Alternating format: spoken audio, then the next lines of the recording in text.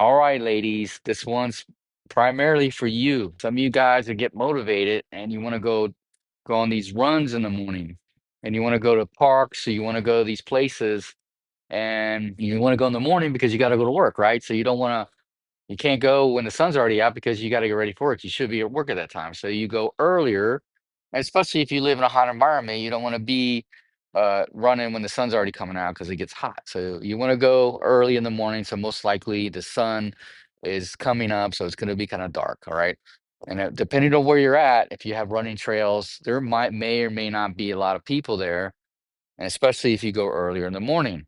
So you have to think about that before you decide to go run in those areas because there could be bad guys that are waiting to attack women like yourself that are by yourself that are running when it's dark out and attack you, drag you into the woods, and then do things that they shouldn't do. And you know what I'm talking about. Starts with an R. So here's some things. Here's some little tips that I want you to start thinking about.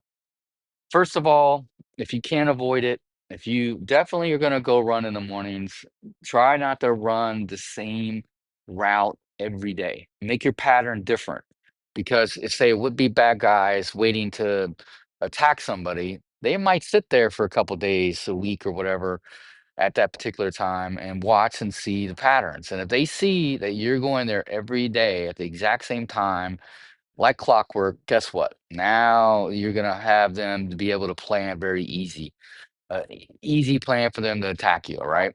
So try to vary it up a little. Maybe go to a different part of the trail further down. Maybe start different times. All right. Start a little later, start a little earlier. Okay. That's one thing you can do. Next thing I want you to do is tell somebody where you're going. Why do you want to do that? It's because what happens if you do get attacked and you can't access your phone and you don't show up where you're at and nobody knew where you went.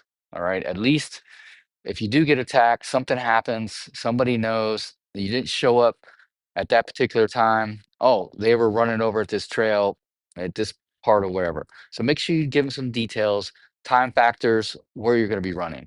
Next thing I want you to also do is look, if you were like to listen to music, don't have both headphones in your ears, all right? Just put one in there and don't have it so loud.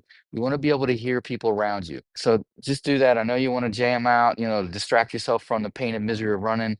Next thing you want to do is look ahead of you, far as you can, especially going these curves, and you always want to be looking behind you every so often.